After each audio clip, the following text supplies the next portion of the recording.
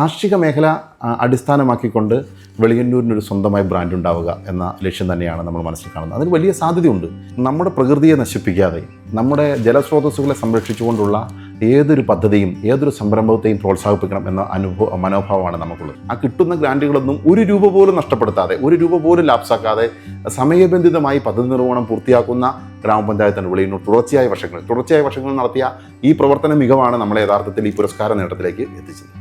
വെളിയന്നൂർ ഗ്രാമപഞ്ചായത്ത് യഥാർത്ഥത്തിൽ സംസ്ഥാനത്തെ ഏറ്റവും മികച്ച ഗ്രാമപഞ്ചായത്തായി മാറിയത് ഒരു ദിവസം കൊണ്ടോ അല്ലെങ്കിൽ ഒരു വർഷം കൊണ്ടോ നടത്തിയൊരു പ്രവർത്തനത്തിൻ്റെ ഫലമായല്ല. തുടർച്ചയായി കഴിഞ്ഞ 10 വർഷക്കാലം കൃത്യമായ ഒരു പ്ലാനിങ്ങോടുകൂടി നടത്തിയിട്ടുള്ള ഇടപെടലുകളുടെ ഫലമായാണ് ഈ മികവ് പഞ്ചായത്തിന് സ്വന്തമാക്കാൻ കഴിഞ്ഞത്. ചോദിച്ച ചോദ്യം ഏറ്റവും പ്രധാനപ്പെട്ടതാണ്. സംസ്ഥാനത്ത് തന്നെ ഏറ്റവും കുറഞ്ഞ വരുമാനമുള്ളൊരു പഞ്ചായത്താണ് വെളിയന്നൂർ. തനത് വരുമാനം യഥാർത്ഥത്തിൽ ഈ നാട്ടിൽ ഈ ഓഫീസിനകത്ത് ശമ്പളം കൊടുക്കുന്നതിനും മറ്റാവശ്യങ്ങൾക്കും മാത്രം ചെലവഴിക്കാനേ ഉള്ളൂ. ജനസംഖ്യ പൊതുവെ കുറവുള്ളൊരു പഞ്ചായത്ത് എന്ന നിലയിൽ സംസ്ഥാന സർക്കാരിൻ്റെ പ്ലാൻ ഫണ്ട് വിഹിതവും കുറവാണ്. പക്ഷേ വ്യത്യസ്തമായ തലത്തിൽ വിവിധ തരത്തിലുള്ള പദ്ധതികളെ ആവിഷ്കരിക്കുകയും പണസമാഹരണത്തിനുള്ള മാർഗ്ഗങ്ങൾ തേടിയുമാണ് വെളിയന്നൂർ യഥാർത്ഥത്തിൽ ഈ നേട്ടത്തിലേക്ക് കുതിച്ചത് എന്ന് അഭിമാനത്തോടു കൂടി തന്നെ പറയാം. കൃത്യമായൊരു പ്ലാനിംഗ് ആയിരുന്നു യഥാർത്ഥത്തിൽ ഈ പദ്ധതിയുടെ മുമ്പിലുള്ള ഏറ്റവും പ്രധാനപ്പെട്ട കാര്യം. നമ്മുടെ പൊതുവിദ്യാലയങ്ങളെല്ലാം ഇന്ന് മികവിൻ്റെ കേന്ദ്രമാണ്. ഇപ്പോൾ വെളിയന്നൂർ LP സ്കൂൾ അടച്ചുപൂട്ടൽ ഭീഷണിയുടെ മുമ്പിലാണ്. 10 വർഷം മുമ്പ് ഭരണസമിതി അധികാരത്തിലെത്തുമ്പോൾ നാമമാത്രമായ കുട്ടികൾ, വിരലിലെണ്ണാവുന്ന കുട്ടികൾ മാത്രമുണ്ടായിരുന്ന വിദ്യാലയം ഇന്ന് 100-ലധികം കുട്ടികൾ പഠിക്കുന്ന വിദ്യാലയമായി മാറി. പൂവക്കുളം UP സ്കൂൾ ഏറെ സാഹചര്യക്കുറവുകൾ ഉണ്ടാവുന്ന, ഭൗതിക പശ്ചാത്തലം കുറവുണ്ടായിരുന്ന ആ സ്കൂളിൽ നിന്ന് ഏറ്റവും മികച്ച ഒരു വിദ്യാലയ അന്തരീക്ഷത്തിലേക്ക് മാറുന്ന ഒരു സാഹചര്യമുണ്ടായി. ആ സ്കൂളുകളിലെല്ലാം ഞാൻ മുമ്പ് സൂചിപ്പിച്ച 2 സ്കൂളുകളിലെയും എല്ലാ ക്ലാസ് മുറികളും സ്മാർട്ടാണ്. ആ സ്കൂളുകളിൽ മാത്രമല്ല, പരീക്കര സെൻട്രൽ ക്വിസ് UP സ്കൂൾ സംസ്ഥാനത്ത് തന്നെ ആദ്യമായി നടപ്പിലാക്കിയ ഒരു പദ്ധതിയുടെ ഭാഗമായി മാനേജ്മെൻറ്റ് സ്കൂളുകളിൽ കെട്ടിടം നിർമ്മിച്ച് നൽകുന്നതിന് നടപ്പിലാക്കിയ ചലഞ്ച് ഫണ്ട് എന്ന പദ്ധതിയുടെ ഭാഗമായി സംസ്ഥാനത്ത് തന്നെ ആദ്യമായി നിർമ്മിച്ച കെട്ടിടമാണ് അരീക്കര സെൻട്രൽ ക്വിസ് UP സ്കൂളിൻ്റേത്. അത്തരത്തിൽ നമ്മുടെ എല്ലാ വിദ്യാലയങ്ങളും, ഇപ്പോൾ Veliyannur Vande Mataram higher secondary school, അവിടെ ടോയ്ലറ്റ് കോംപ്ലക്സ് ഉൾപ്പെടെ ഗ്രാമപഞ്ചായത്തിൻ്റെ സഹായത്തോടുകൂടി നിർമ്മിച്ചതാണ്. അങ്ങനെ എല്ലാ വിദ്യാലയങ്ങളും മികവിൻ്റെ കേന്ദ്രമായി ഈ കാലയളവിൽ മാറ്റാൻ കഴിഞ്ഞു. സംസ്ഥാനത്ത് ആദ്യമായി പ്രാഥമികാരോഗ്യ കേന്ദ്രങ്ങളെ കുടുംബാരോഗ്യ കേന്ദ്രങ്ങളായി ഉയർത്താൻ ഗവൺമെൻറ് തീരുമാനിച്ചപ്പോൾ തിരഞ്ഞെടുത്തതും വെളിയന്നൂരിലാണ്. അതിൻ്റെ പൈലറ്റ് പ്രോജക്റ്റ് ബഹുമാനപ്പെട്ട മുൻ സ്പീക്കർ P. ശ്രീരാമകൃഷ്ണനാണ് അന്ന് ഉദ്ഘാടനം ചെയ്തത്. സംസ്ഥാനത്ത് ആദ്യമായി അപ്ഗ്രേഡ് ചെയ്യപ്പെട്ടത് വെളിയന്നൂരിലെ ആശുപത്രിയാണ്. ആ ആശുപത്രി തുടർച്ചയായി 2 വർഷം NQAS ദേശീയ ബഹുമതിയാണ്. ആ ദേശീയ ബഹുമതി തുടർച്ചയായി 2 വർഷം കിട്ടിയ അപൂർവം ആരോഗ്യ സ്ഥാപനങ്ങളെ ഇന്ന് കേരളത്തിലുള്ളൂ. അത് വെളിയന്നൂരിലേതാണ്. നമ്മുടെ ആയുർവേദ ആശുപത്രി ഇന്ന് കിടത്തി ചികിത്സാ സൗകര്യമുള്ള ആശുപത്രിയാണ്. മെച്ചപ്പെട്ട എല്ലാ സൗകര്യങ്ങളും അവിടെ ഉറപ്പുവരുത്തുകയാണ്. ഹോമിയോ ആശുപത്രി ഒരു മികവിൻ്റെ കേന്ദ്രമായി തന്നെ നമുക്ക് ഈ കാലയളവിൽ നമുക്ക് മാറ്റാൻ കഴിഞ്ഞു.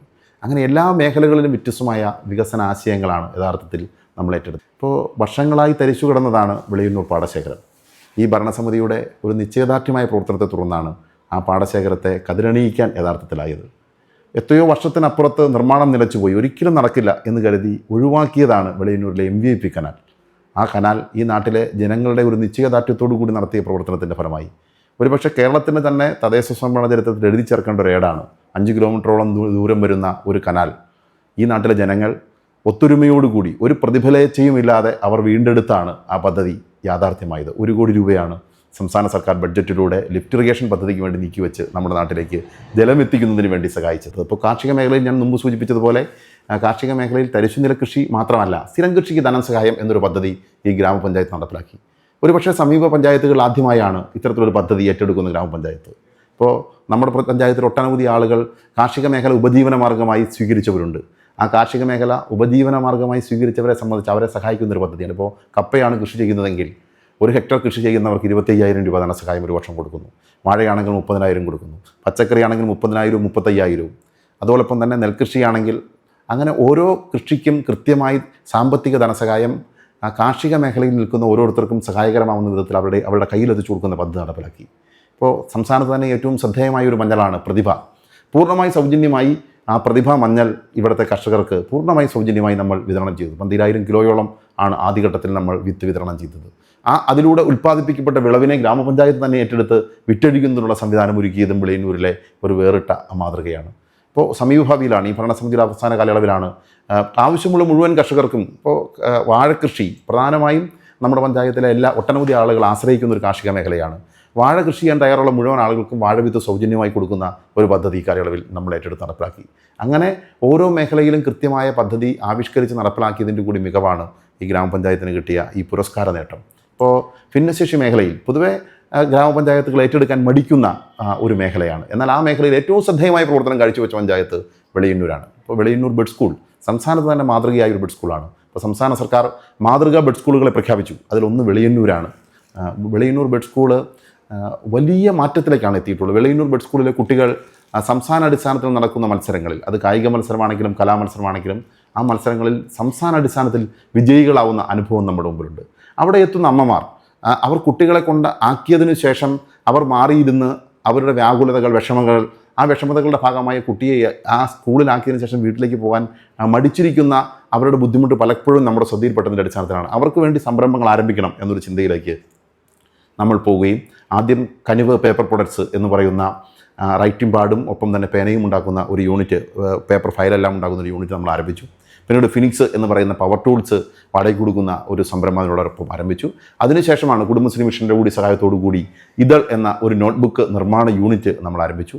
എല്ലാം നല്ല നിലയിൽ മുമ്പോട്ട് പോവുകയാണ്. ഒരിക്കൽ പോലും വരുമാനം കിട്ടും എന്ന് പ്രതീക്ഷിക്കാതിരുന്ന അവരുടെ കുട്ടികളുടെയും അമ്മമാർക്കുമെല്ലാം ഒരു വരുമാനം ഉണ്ടാകുന്ന നിലയിലേക്ക് നമുക്ക് ആ ബെഡ് സ്കൂളിനും അതിനോടനുബന്ധമായ സംരംഭങ്ങളെയും മാറ്റിയെടുക്കാൻ കഴിഞ്ഞു എന്നത് വലിയ ഒരു ചാരിതാർത്ഥ്യമായ പ്രവർത്തനമായാണ് ഈ ബെഡ് സ്കൂളിനോടനുബന്ധിച്ചുള്ള ഈ മാതാപിതാക്കളുടെ സംരംഭമേ അത് പഞ്ചായത്തിൻ്റെ ഒരു ഐഡിയ ആണോ അതോ അതൊരു പ്രോജക്റ്റായിട്ട് വന്നതാണോ? അത് പഞ്ചായത്ത് ആവിഷ്കരിച്ചാണ്. അത് ഞാൻ സൂചിച്ചത്. നമ്മുടെ ബെഡ് സ്കൂൾ പുതിയൊരു കെട്ടിടത്തിലേക്കൊക്കെ മാറി പ്രവർത്തനം ആരംഭിച്ചതിന് ശേഷം അമ്മമാർ കുട്ടികളെ കൊണ്ട് വിട്ടതിന് ശേഷം ഇങ്ങനെ വിഷമിച്ചിരിക്കുന്ന ഒരു ഘട്ടം. അവർ വൈകുന്നേരമാണ് വീട്ടിൽ പോകുന്നത്. വീട്ടിൽ പൊക്കോളാൻ നിർബന്ധിച്ചാൽ പോലും അവർ പോകില്ല. അവരുടെ കുട്ടിക്ക് എന്തെങ്കിലും ബുദ്ധിമുട്ടുണ്ടാകുമോ ആ പേടിയുടെ ഭാഗമായിട്ട് അവരിയ്ക്കുകയാണ്. ആ ഇരിക്കുന്ന കാലയളവിൽ ഇരിക്കുന്ന സമയത്ത് അവർക്കൊരു വരുമാനം. ഒപ്പം തന്നെ കുട്ടികളിൽ നിന്ന് അവർ അകന്നു നിൽക്കുമ്പോൾ കുട്ടിയെ സ്വതന്ത്രമായി ഒന്ന് ട്രെയിൻ ചെയ്ത് ഒരു മികവിലേക്ക് എത്തിക്കുക. ഇത് സ്വപ്നം കണ്ടാണ് നമ്മളെ പദ്ധതി എടുത്തത്. നല്ല നിലയിൽ ആ പദ്ധതി മുമ്പോട്ട് പോയി. ഈ കുട്ടികൾ ഇതിനകത്ത് പങ്കാളികളാകുന്നുണ്ട്. കുട്ടികൾ അതിൽ പങ്കാളികളായി.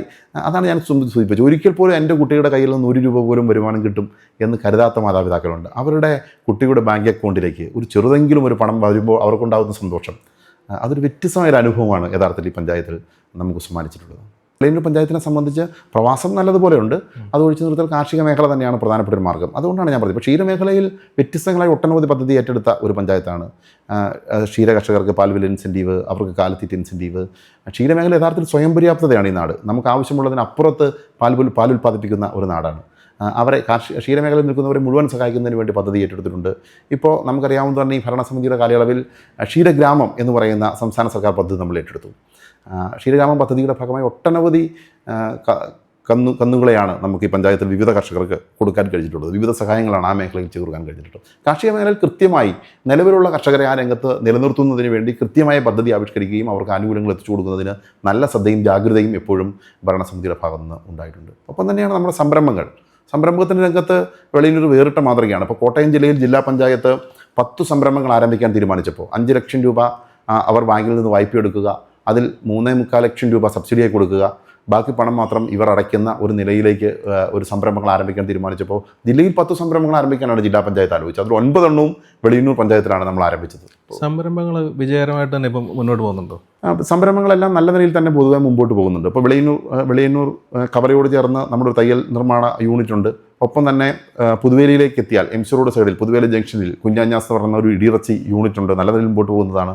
അവിടെ നിന്ന് കുറച്ചുകൂടി മുമ്പോട്ട് പോയാൽ ജനകീയ ഹോട്ടൽ, ചെറിയ വിലയ്ക്ക് നമുക്ക് ഭക്ഷണം വിതരണം ചെയ്യാൻ കഴിയുന്നതിന് വേണ്ടി സംസ്ഥാന സർക്കാർ ആവിഷ്കരിച്ച ജനകീയ ഹോട്ടൽ യഥാർത്ഥത്തിൽ നമ്മുടെ ഒരു സംരംഭമാണ്. അങ്ങനെ ഒട്ടനവധി സംരംഭങ്ങൾ നമ്മുടെ പഞ്ചായത്തിൻ്റെ ഇപ്പോൾ ജൈവവളം ഉൽപ്പാദിപ്പിക്കുന്ന യൂണിറ്റുകളുണ്ട്, ദോശമാവ് നിർമ്മിക്കുന്ന യൂണിറ്റുകളുണ്ട്, അച്ചാർ നിർമ്മിക്കുന്ന യൂണിറ്റുകളുണ്ട്. ഒപ്പം തന്നെ നമുക്ക് ഗാർമെൻറ്റ്സ് രംഗത്ത് നിൽക്കുന്ന ഒട്ടനവധി യൂണിറ്റുകളുണ്ട്. അങ്ങനെ പഞ്ചായത്തിൻ്റെ എല്ലാ പ്രദേശത്തും കുടുംബശ്രീ സംരംഭങ്ങളെ സഹായിക്കുന്നതിന് വലിയ ശ്രദ്ധയും ജാഗ്രതയും നമ്മൾ എല്ലാ ഘട്ടത്തിലും കൊടുത്തിട്ടുണ്ട്. സംസ്ഥാനത്ത് തന്നെ ഏറ്റവും മികച്ച നിലയിൽ കുടുംബശ്രീ പ്രവർത്തനങ്ങൾ മുമ്പോട്ട് പോകുന്ന ഒരു ഗ്രാമപഞ്ചായത്താണ് വെളിയന്നൂർ. അവരെ സംരംഭകരാക്കുന്നതിന് നല്ല ശ്രദ്ധയാണ് എപ്പോഴും കൊടുത്തിട്ടുള്ളത്. ഈ വെളിയന്നൂരിനെ കേരളത്തിലെ ഏറ്റവും മികച്ച പഞ്ചായത്തായിട്ട് തിരഞ്ഞെടുക്കുന്നതിൽ അതിനുള്ള ഏതൊക്കെ മേഖല, അത് സമഗ്ര മേഖലയിലുള്ളൊരു ഇതാണോ, ഏതെങ്കിലും മേഖലയെ പ്രത്യേകം ഹൈലൈറ്റ് ചെയ്തിട്ട് ഉള്ളൊരു പ്രവർത്തനത്തിനാണോ അതോ? മികച്ച പഞ്ചായത്തുകളെ തിരഞ്ഞെടുക്കുന്നതിന് വേണ്ടി സംസ്ഥാനത്ത് ഒരു കൃത്യമായ ഒരു രൂപരേഖയുണ്ട്, നമുക്കെല്ലാവർക്കും അറിയാം. അപ്പോൾ അതിൻ്റെ ഭാഗമായി ഏറ്റവും മികച്ച സ്കോറിലേക്ക്, ഏറ്റവും മികച്ച മാർക്കിലേക്ക് എത്തുന്ന പഞ്ചായത്താണ് മികച്ച ഗ്രാമപഞ്ചായത്ത് തിരഞ്ഞെടുക്കപ്പെടുന്നത്. ആ രംഗത്തെല്ലാം പ്രത്യേകിച്ച് അതിനകത്ത് ഏറ്റവും പ്രധാനപ്പെട്ട കാര്യം കേന്ദ്ര സംസ്ഥാന പദ്ധതികളുടെ വിനിയോഗവുമാണ്. ആ രംഗത്ത് വെളിയന്നൂർ എല്ലാ ഘട്ടത്തിലും ഇപ്പോൾ തുടർച്ചയായി 10 വർഷവും 100% പദ്ധതി വിഹിതം ചെലവഴിക്കുന്ന ഗ്രാമപഞ്ചായത്താണ് വെളിയന്നൂർ. നികുതി പിരിവ് 100%ആയിരിക്കണം. തുടർച്ചയായ വർഷങ്ങളിൽ 100% നികുതി പിരിക്കുന്ന ഗ്രാമപഞ്ചായത്താണ് വെളിയന്നൂർ. കൃത്യമായി ആ രംഗത്തെല്ലാം കൃത്യമായി ഇടപെടുന്നു.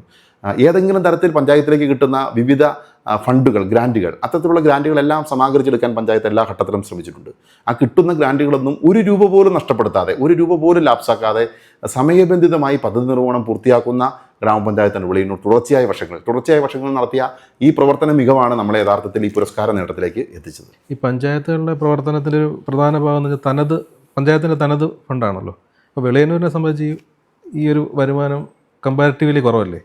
അപ്പോൾ ഇതൊരു വെല്ലുവിളിയല്ലേ ഇത് പദ്ധതികൾ നടപ്പാക്കുന്നതിലൊക്കെ ഈ ഫണ്ടിൻ്റെ അതിനെങ്ങനെയാണ് ഇതൊരു ആ ചോദ്യം പ്രസക്തമാണ്. വെളിയന്നൂർ തനത് വരുമാനം തീരെയില്ലാത്ത പഞ്ചായത്താണ്. യഥാർത്ഥത്തിൽ ശമ്പളവും ഓണററിയും എല്ലാം കൊടുത്തു കഴിഞ്ഞാൽ അവസാനിക്കും തനത് വരുമാനം എന്നുള്ളതാണ് നമ്മുടെ അവസ്ഥ.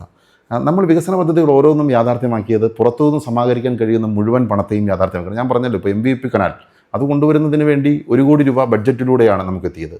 ഈ പഞ്ചായത്ത് ഓഫീസ് നിർമ്മിച്ചത് ബഡ്ജറ്റിലൂടെ അനുവദിക്കപ്പെട്ട പണം ഉപയോഗിച്ചുകൊണ്ടാണ്.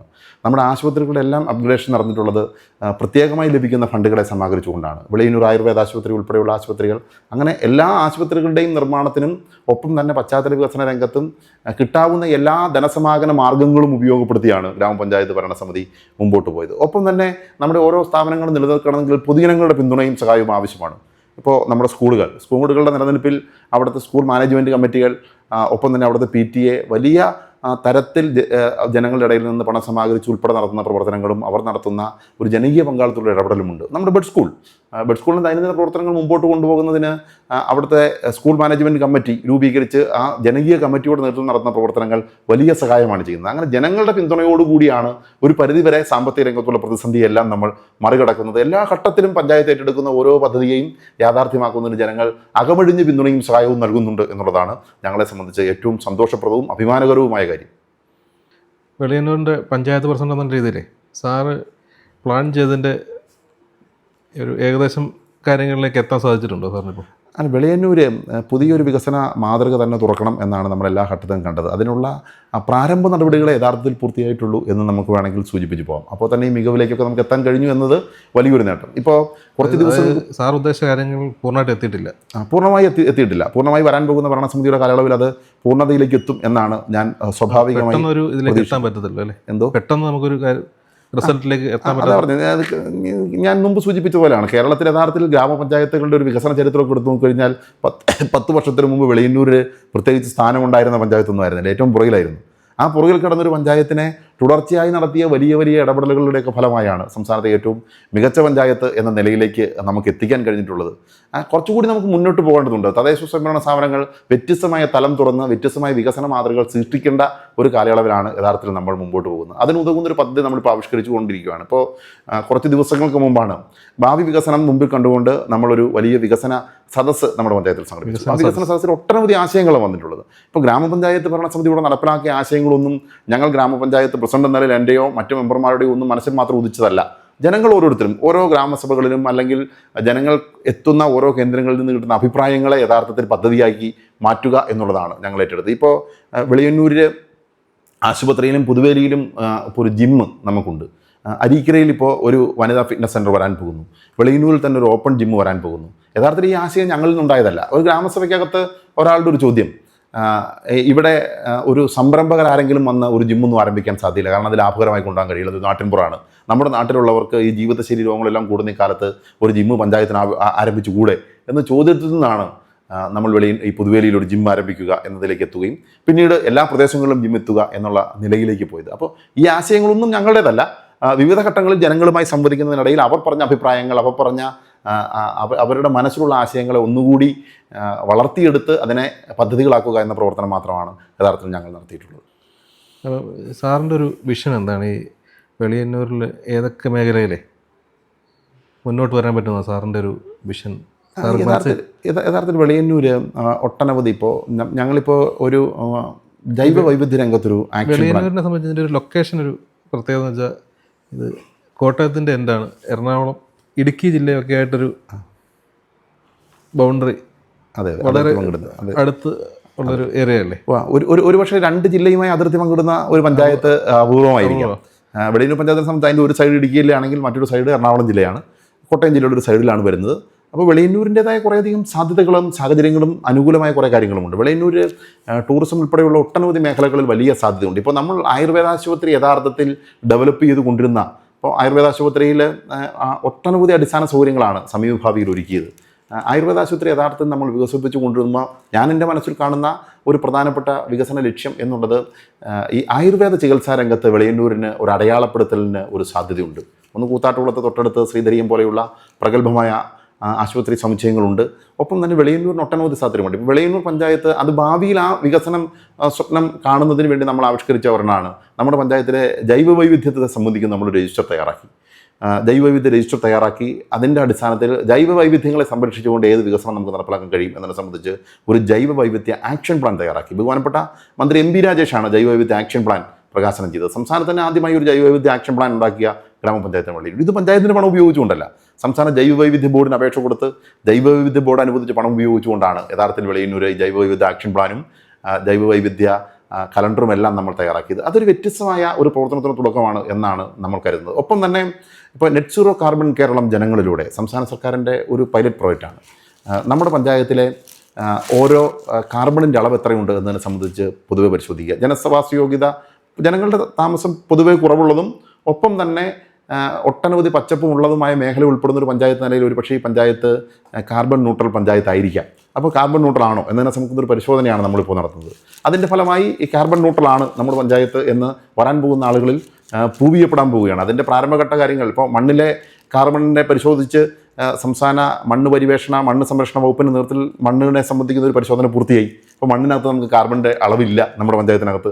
ഇനി ചെടികളെ സംബന്ധിക്കുന്ന ചെടികളിലെ കാർബണിൻ്റെ അളവിനെ സംബന്ധിക്കുന്ന ഒരു പരിശോധന ഇപ്പോൾ കുസാറ്റിൻ്റെ സഹായത്തോടു കൂടി നടന്നു വന്നുകൊണ്ടിരിക്കുകയാണ്. അത് പൂർത്തിയായി കഴിഞ്ഞാൽ ആ രംഗത്ത് വലിയൊരു നേട്ടമാണ്. ഇപ്പോൾ ചുരുങ്ങിയ കാലയളവിൽ വെളിയന്നൂർ പക്ഷേ കാർബൺ രംഗത്ത് വലിയ നേട്ടം കൈവരിക്കുന്ന, കാർബൺ രംഗത്ത് ന്യൂട്രലായിട്ടുള്ള ഒരു പഞ്ചായത്താണ് എന്ന് പ്രഖ്യാപനം വരാം.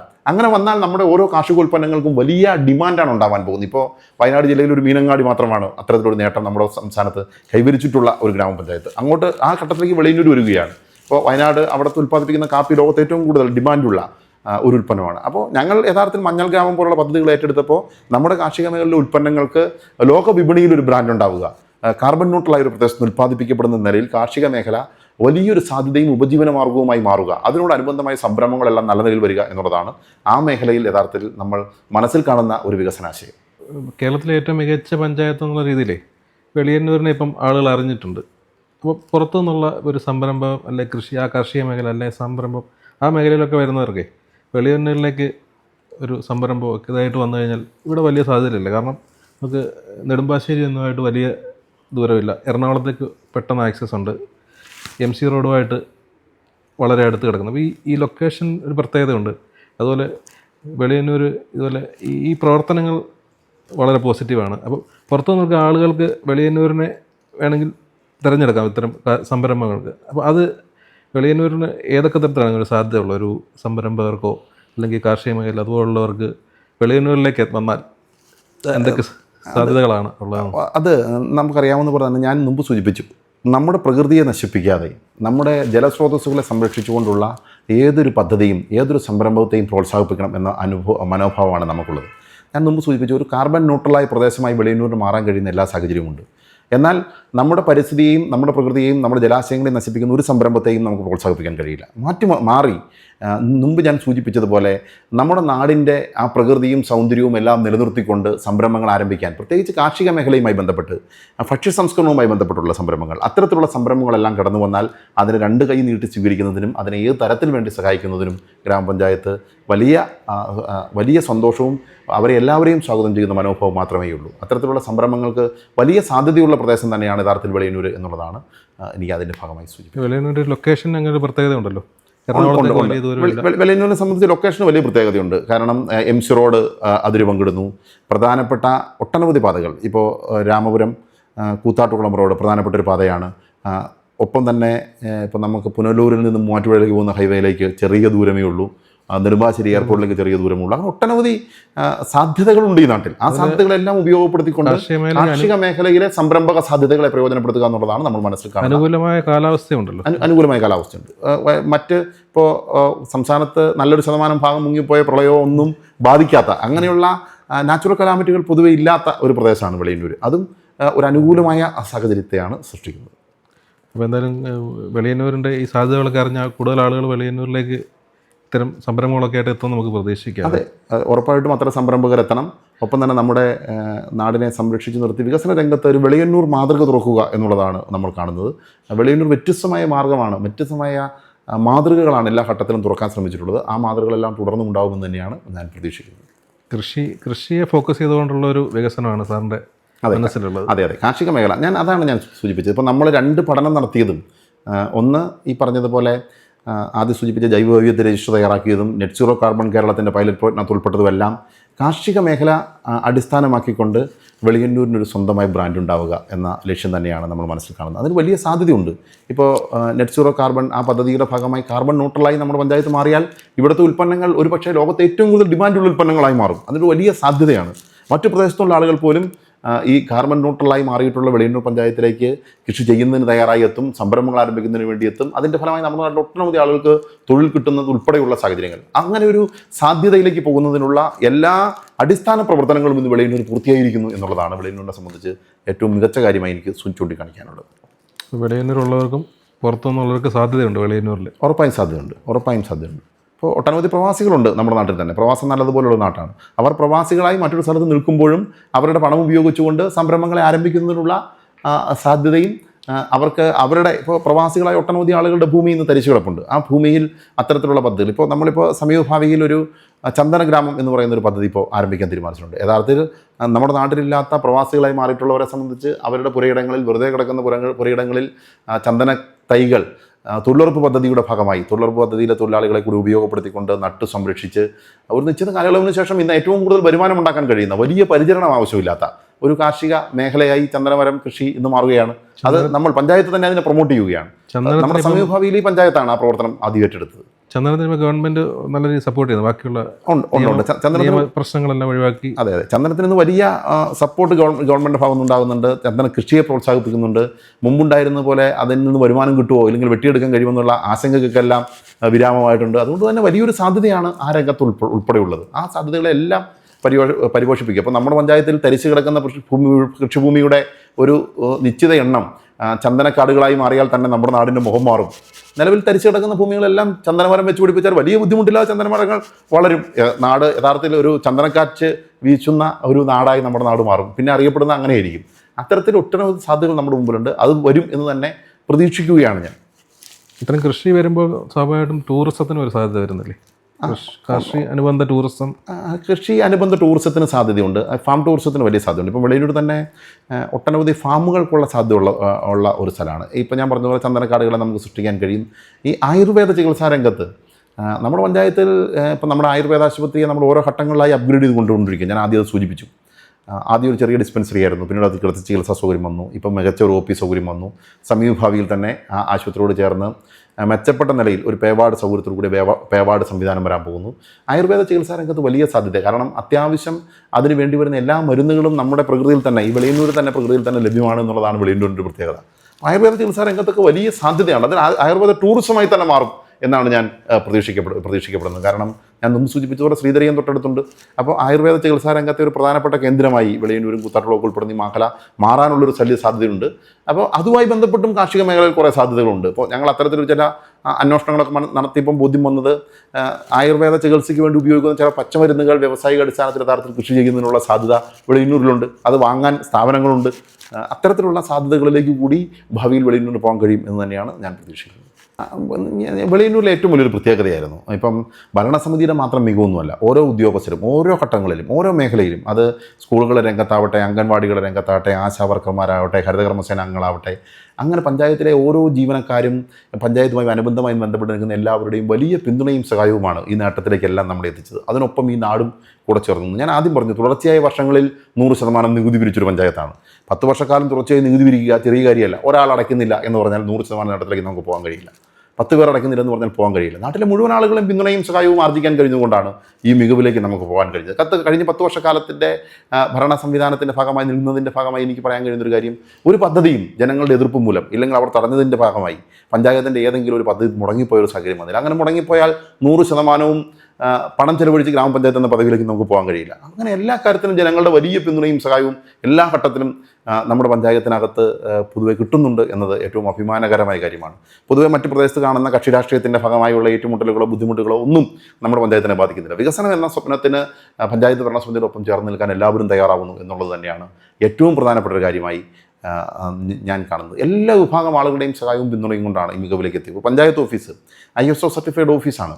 അപ്പോൾ സംസ്ഥാനത്ത് തന്നെ ആദ്യമായി കഴിഞ്ഞ ഗവൺമെൻറ്റിൻ്റെ കാലയളവിലാണ് സദ്ഭരണ ഗ്രാമപഞ്ചായത്തുകൾ, ഏറ്റവും മികച്ച സേവനങ്ങൾ ജനങ്ങൾക്ക് കൊടുക്കുന്ന ഗ്രാമപഞ്ചായത്തുകൾക്ക് അതായത് DPCകളുടെ സഹായത്തോടു കൂടി ഒരു അപേക്ഷ ക്ഷണിച്ച് ഇല്ലെങ്കിൽ അതിനെ സംബന്ധിച്ചൊരു സ്കൂട്ടണി നടത്തി അതിൻ്റെ അടിസ്ഥാനത്തിൽ സദ്ഭരണ ഗ്രാമപഞ്ചായത്തുകളായി പ്രഖ്യാപിക്കാൻ തീരുമാനിച്ചു.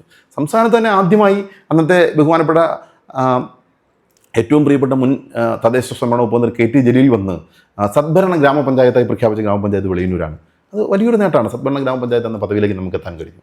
ഒപ്പം തന്നെ ഇപ്പോൾ ഓൺലൈൻ സേവനങ്ങൾ ഒട്ടനവധി പ്രവാസികളുണ്ട്. സംസ്ഥാനത്ത് ആദ്യമായി തന്നെ ഓൺലൈനായി ഉടമസ്ഥാവകാശ സർട്ടിഫിക്കറ്റ് എടുക്കാൻ കഴിയുന്ന ഒരു സാഹചര്യം സംസ്ഥാനത്ത് ആദ്യം വന്ന പഞ്ചായത്ത് വെളിയന്നൂരാണ്. അങ്ങനെ സംസ്ഥാനത്ത് തന്നെ ശ്രദ്ധിക്കപ്പെടുന്ന, സംസ്ഥാനത്ത് ഒരു പൈലറ്റ് പദ്ധതി ഏത് പഞ്ചായത്ത് നടപ്പിലാക്കണമെന്ന് ആലോചിക്കുമ്പോൾ വെളിയന്നൂർ എന്ന പേര് നിർദ്ദേശിക്കുന്ന ഒരു നിലയിലേക്ക് വെളിയന്നൂരിനെ അടയാളപ്പെടുത്താൻ കഴിഞ്ഞു എന്നുള്ളതാണ് പ്രധാനപ്പെട്ട ഒരു നേട്ടമായി കാണുന്നത്. അപ്പോൾ ഒന്നാമതെത്താൻ പണം ഒരു പ്രശ്നമല്ല, ഒരിക്കലുമല്ല. പണമല്ല പ്രശ്നം.